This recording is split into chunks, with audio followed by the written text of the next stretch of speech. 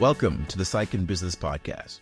We're here to show you how practical psychology can be useful and make your workplace better. I'm Dr. Ernest Wayde. All right, so today we're going to talk about executive boards. And I'm sure like a lot of people that we don't always understand what executive boards are. I'll be honest and say that before I started working with boards, I really didn't understand what they were or what their function was. And so today we're really very privileged to have a consultant who works with executives and board leaders to help them perform at their highest levels. Her name is Stacia. Robin is a clinical psychologist, a consultant, a trainer, coach, strategist, leader, and the principal consultant of Psych Consulting Network, which she founded in 2015. Along with executive boards, Robin focuses on the intersection of governance, leadership, diversity, equity, inclusion, and belonging. Robin, welcome to the show. Great. Thank you, Ernest. It's so good to be here. Robin, I'm really glad to have you here. As I mentioned, you are an expert in boards, and I don't think enough people understand what boards are and what they do. But before we get into the work, I always want to start by asking, tell us your story, because you've got such an extensive bio of experiences and very impressive background. So tell us your story. How'd you end up doing this work? Thank you. I always tell people that this work grew out of how they say, just start to do what you love. So it grew out of doing, a second level of love. So as you said, I'm a clinical psychologist by profession, and that even is an interesting journey. And that as a child, I always volunteered. My parents were very big on volunteering, and I first became exposed to a psychologist volunteering at the Children's Hospital in Cincinnati, where I am from, Cincinnati, Ohio. And so I knew at that moment that that is what I wanted to do. I wanted to affect change in a personal way, in an interpersonal way, with people who need assistance with that in all kinds of situations. So I got my doctorate degree and from Wright State University in Dayton, Ohio.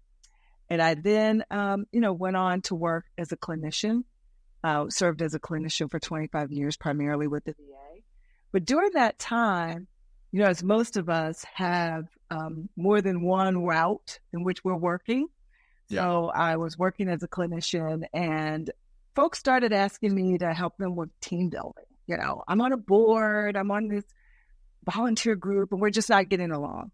Mm-hmm. So I started to work strictly in the lane of, as a clinical psychologist, the team building, relationship building, Myers-Briggs, helping them understand themselves and how they work together using tools. And it became clear to me that not only did they need team building, but they really didn't understand their jobs. So this is the first thing on what you're saying. They didn't understand the roles, the responsibilities, the reason in which we call them, as you call them, executive boards or boards of directors exist, how they're different from the volunteers, how they're different from the staff, what all this means for how you do your work. And so I really became, just excited about the idea of increasing performance through helping boards understand their roles, responsibilities, and the unique space in which leaders operate. Yeah. So I left the VA after 15 years. I became the director of consulting and training for Maryland Association of Nonprofits, where I was responsible for consulting and training nonprofit organizations of all types throughout the state of Maryland. I did that for about 5 years. And then I became a senior governance consultant with Board Source. Many folks might know them, based in Washington, D.C. And it was about 16 of us who were the senior governance consultants. And we served as the consultants for Board Source's clients. And that allowed me to get even deeper involved and trained and aware of the distinctions and the reason why governance is important. And I became what I now am, truly a governance geek. I love it. And at the same time, still doing my clinical work. And in 2015, I decided it was time to do this full time because this brought me great joy.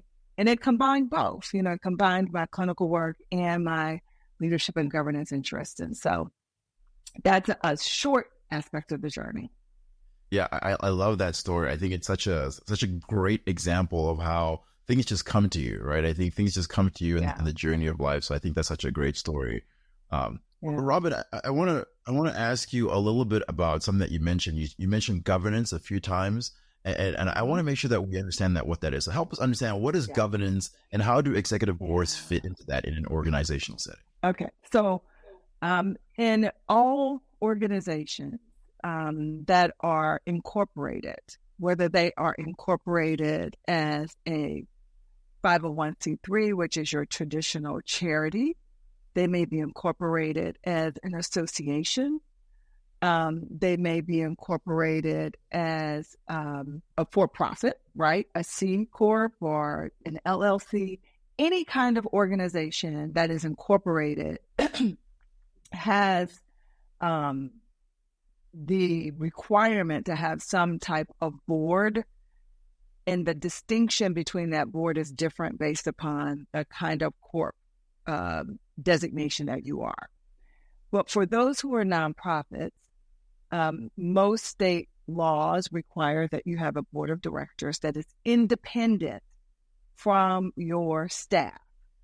The size of that is a part of governance. It's a part of deciding how this board operates. So what governance means, governance is this independent group of people who are assembled through ideally a structured way, who are volunteers and unpaid leaders of the organization, who help the paid leader, who is the executive director or CEO, to provide strategic, fiduciary, and overall oversight of the organization.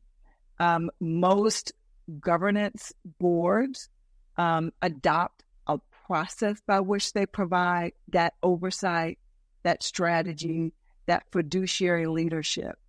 Why are they doing that? They're doing that because 501c3s have entered into an agreement with the United States government, the IRS specifically, that the work they do is for charitable purposes, and that the money that they receive will be used for specific purposes related to the mission of their charity, and that they're going to operate in a professional way. And so this independent board, through its governance, meaning its practices, its structure, its culture, its oversight, its strategy, its assistance with ensuring the finances, the fundraising, all of these meet laws and standards, really is that check and balance that we promise the government, but more importantly, we promise the communities that are the beneficiaries of our services, so that they know that, in fact, there's a group of leaders who are volunteers, who care about the mission, and who are providing that kind of oversight leadership to support the organization and the work that it's doing. So that's a short kind of explanation of what governance is. Yeah, so that's apart from having that legal responsibility, there's also that that very important leadership role that is implied in that as well. Talk to us about the board, executive boards, and their role and their function, and how that helps the organization be successful. So, boards of directors are specifically responsible for ensuring that there's a strategic direction for the organization. So they work with the executive director and the senior leadership team to make sure that there's strategy, that people aren't running the organization just kind of based on their own preference, their own perspective. This is how I want to do it, but they're doing what they do with intentionality and with purpose that is designed to affect an outcome and ideally an impact on whatever the cause is that they're working on behalf of. And the board is key in ensuring that, in fact, that strategy exists and that it is reviewed and they have oversight of it and that it's continually evolving. So, which is where you hear people say, we have a 3-year strategic plan, we have a 5-year strategic plan. The board is responsible for making sure that those strategic plans are there. The other key thing they do is that fiduciary oversight. They are making sure that, in fact, the grant money, the funds, the donations, that the budget exists, that the organization needs in order to fulfill its responsibilities. So they ensure resources in partnership with the executive director and the staff. And they provide oversight of resources in partnership with the executive director or the CEO and their staff. And so they really are there to make sure, in fact, that happens, and that there are checks and balances, that the funds are used according to the mission, that there's compliance, and all of those kinds of things are taking place. And then the third thing they do is they ensure that there's impact. So that programs and services and whatever the organization says it's doing, is at a best practice level. That again, it's not like, okay, let's say that we are an organization that works with individuals who are unhoused. How you work with men who are unhoused is very different than how you might work with women in families who are unhoused, very different than how you might work with seniors who are unhoused. So just because you say you're an organization that provides programs and services to individuals who are unhoused, you have to, in fact, have a strategy that suits the population in the community that you are, that you have desire to impact. And then the board is there to ask those critical questions like, how are we doing it? Why are we doing it this way? What impact are we making? How do we measure it? How are we distinguishing the differences between individuals with certain identities, whether they are identities of racial, gender identity, age, parenting, elderly, all of the things that make us who we are, that in fact our strategies and our programs are addressing us in that unique way. So boards bring all of this thought leadership and oversight to the conversation. So boards are really actually play a critical role to the organization. I mean, as you've described it, the first one is really setting that strategic direction, which is, I mean, I can't tell you how many organizations I've worked with that don't think about strategic direction and strategic planning and all of those things. And so that's a really important role. The fiduciary responsibility to make sure that the resources are being used appropriately, and then make sure that there's value for all of the work that's being done. I mean, that's a critical function of an organization. Tell us about some of the work that you do in helping the board function well, because I imagine to do these very important things, the board has to function well as a board. So how do you get them to that point? And any examples you have are always helpful. Yeah. So, and I'll tell you, it is the thing about boards is the first key thing we want to do with every board is to help them to appreciate that they're that this is not this isn't something that we do just based on our own preferences. That there's real science, there's research, there are models, there is a specific way in which boards should operate, and there are known best practices that will allow a board to operate at the highest level. And so just showing up and sitting in your chair and asking a lot of random questions, or sitting there for an hour, 90 minutes and asking no questions, is not an effective way for boards to operate. So, boards seek help in a variety of ways. They always seek training. They want to know, help us understand our jobs, because this is a job. It's a volunteer, unpaid job, but it is a job. I mean, it's a commitment. When you are recruited to a board, it's very different from saying, oh, I feel like doing this month. No, you're doing it this month. You're recruited, you're given a term, you're given a term limit, and that's the agreement that you have entered into with this organization. And so you're going to perform in adherence to whatever the responsibilities are for that time period, whether it be 2 years or 3 years, whatever that time period is that you agreed. And so helping boards understand how they do their jobs is something that I am consistently asked. But before I get to training, I start with an assessment. And that's one of the big intersections between being a clinician and doing this work, is that we know that organizations perform better when they understand their current state, when they go through a comprehensive assessment that allows them to identify their strengths, their weaknesses, their concerns, where I get to know and understand each individual board member and how he, she, or they are performing against these standards. And so the first step is always an assessment. And we recommend that boards do a comprehensive assessment at least every 3 to 4 years, because boards turn over, right? You have board members rolling off, board members coming on. And so that continual reset and understanding is really important. And then from that assessment, the other link to being a clinician is like a treatment plan. We create a board development plan, which itemizes all of those findings that we have come to understand from our assessment. And together we create a plan that helps the board to strengthen its performance and to develop in ways that it needs to develop, which is called a board development plan. And this plan can range from a variety of different things. I've worked with boards who have plans that focus on structure. So how do we create a board structure? What committees should we have?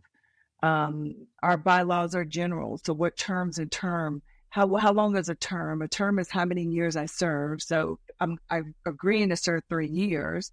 What's the term limit? Meaning how long, how many times can I be asked to renew that term? 2 times, 3 times. What officers do we have? Do we have a chair? Do we have a vice chair? Do we have a treasurer? What are their roles and responsibilities? How do we recruit officers? How many members do we have? How do we recruit our board members? How do we make sure we have a diverse board? That our board isn't all women, our board isn't all people over 50, our board isn't all white men, our board isn't all whatever. So we want to have a board that's not just diverse in terms of our identities that are physical, but our professional identities, our ways in which we think, the experiences and how we grew up, whether or not we are a part of the place in which the work is being done. So there's many different ways that we create that, what we call composition. So boards need help understanding, how do we create this composition? Let me ask you about the composition, because you mentioned something I think also really important to make sure that we're understanding here, because when we're talking about the board composition, you also talked about how the importance of diversity, equity, and inclusion in the board here. Why is it important for a board to have diverse thoughts, diverse people? How does that help the board? And what's the risk if we don't have a board that has that diversity, not just in skills and technique and things like that, but also in terms of ways of thinking about things? Yeah. So, this really aligns also with our knowledge and our research in social psychology of what we call groupthink. Boards who are homogeneous, who all feel that they relate to one another. For example, I worked with a board once where everybody lived in the same zip code.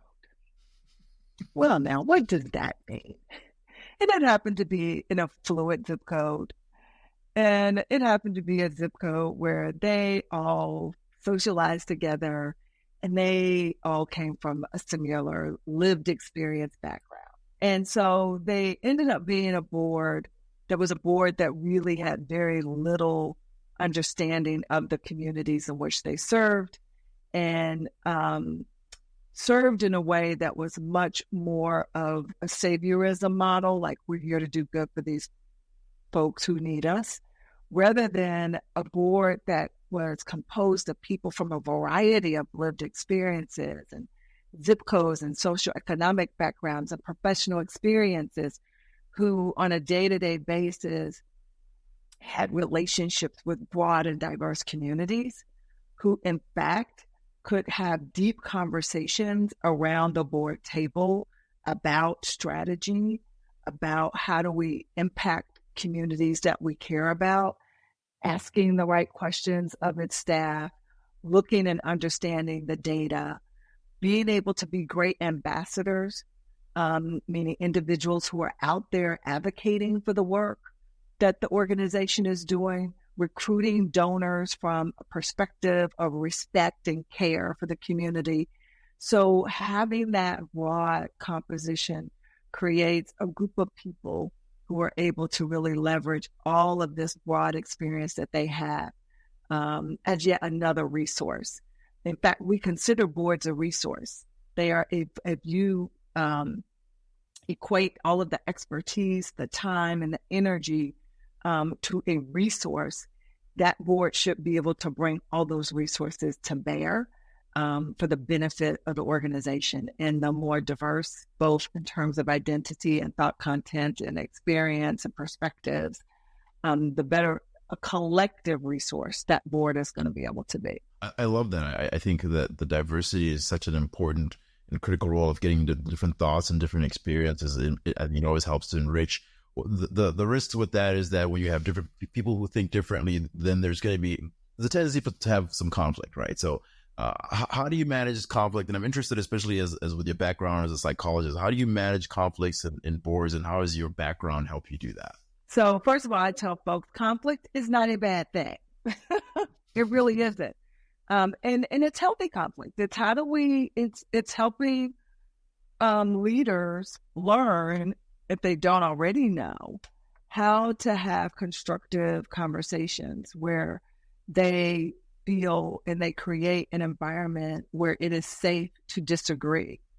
I have worked with so many organizations where board members felt that the success was, oh, we had a unanimous vote on that. Everybody said yes. I mean, very rarely is that. I mean, that's just not the case each and every time that everybody agrees. Some people abstain. Some people vote against. That's okay. Everyone doesn't have to agree. And an example of this is an organization I worked with that had some older traditional members. A couple in particular were older members who didn't want to disagree. And so they went along with the vote. Yeah, sure. They raised their hand. They vote approval of a certain action. But when it became time to implement on that action, those very people who voted yes consistently created barriers to that action being implemented. They would begin to say, now, why are we doing this again?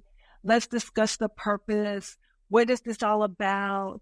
How is this going to help? How much money is this going to cost? When in fact, they voted for it when the presentation was there before the board. They really were not in favor, but they didn't own that.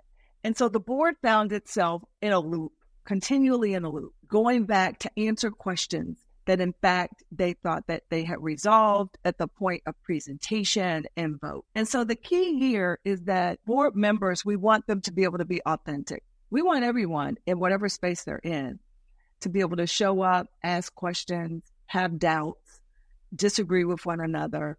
But then in the spirit and in also the process of governance, once we vote, we proceed as a collective unit. But if I was never really authentic, I didn't really let you know, Ernest, I don't really agree with this whole thing you're talking about, it really becomes a continued issue for me that prevents me from being able to move forward. And that, again, gets into that's, again, another kind of psychological dynamic that happens within a boardroom where people are not bringing their authentic opinions into the room.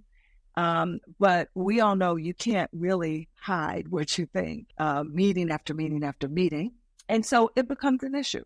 It rises to the point of barriers, disagreements, resentment, and it leads to the majority of people really feeling unsatisfied with their experience.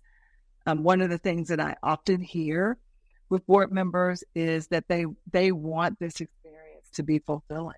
They want to feel satisfied in their roles, and they want to be able to leverage and use their expertise and their interests to the best of their ability. And if you're not able to do that, then that's when you lose your board members' participation. Their engagement is what we call it. That's so important, because a lot of time board members are volunteering, right? And so if they're not having a good experience, it's going to be very, very challenging for you to volunteer your time, something that you're not enjoying. But I think the work that you do there, helping them understand that the importance of healthy conflict, to make sure that they're enjoying their experience, but also that to make sure that they're providing their voices to help the organization, because that's the purpose of it, right? Is to be able to bring your expertise to try to help the organization. So I really appreciate the work that you do, Robin. I want to ask Robin, how does someone get a hold of you if they want to continue the conversation or get a hold of your services? Because I think the work that you do is absolutely critical. Well, I have a website, Sage Consulting Network. they can reach out to me through my website. There's a link there where you can connect. I'm on LinkedIn, and they can find me there under Robin Stacia. They can link into me, send me a message, and I'd love to schedule a time to talk and connect. They can also go to my email, info@Sage Consulting Network, and I recognize it's a long email. One of those things that's just like, why didn't I just do Sage Consulting? But they could do info@Sage Consulting Network, and my assistant monitors that email, and she'll definitely reach out to them and get us connected. So those are the best ways, and I love connecting and talking and answering questions in any way as I can. And Robin, I know we just scratched the surface. There's just so much that it's involved. Robin, thank you so much for coming. And I know we just scratched the surface because there's so much that involved in boards and the structure of boards. But I want to ask, what tip can you leave us with? What's a tip that you can leave us, with related to boards and board functioning? Yeah, I think the biggest tip is for board members have to understand that they're leaders. Just as you are a leader often within your place of work, your family, maybe your faith-based community, this is a place of leadership. And in fact, boards are the top leaders of the organization. The CEO or executive director reports to the board. So there's respect in this role. There can be creativity in this role. There should be fun in this role. Certainly structure and adherence to best practices in this role. And you're working both as an individual and as a collective unit. So it gives you that opportunity to really make connections with people who have a shared spirit of what's important to make a difference in the world, and that this is your way of making a difference. And boards are making a big difference. So I want them to know that they're making a difference and that their service is appreciated. Yeah, I love that. That recognition that board members are the top of the organization and they make a difference. I know we all know leadership makes a difference. And so, people should get out there more and volunteer their time on boards and bring their expertise. I think this is one of the great things that boards can have a lot of different expertise. So Robin, thank you so people much. People are looking for great board members all the time. Yes. So, yes. Yes. Yeah. I'm a board member myself in a few boards. I totally appreciate that. Robin, thank you so much for coming to the show. It's been so much fun. I really appreciate it. It's been great. Thank you for having me. I appreciate it too. And if you've enjoyed this episode, please consider subscribing and leaving us a review. Feedback is a gift, and we love gifts. Thank you for listening, and I hope you'll join us again next time.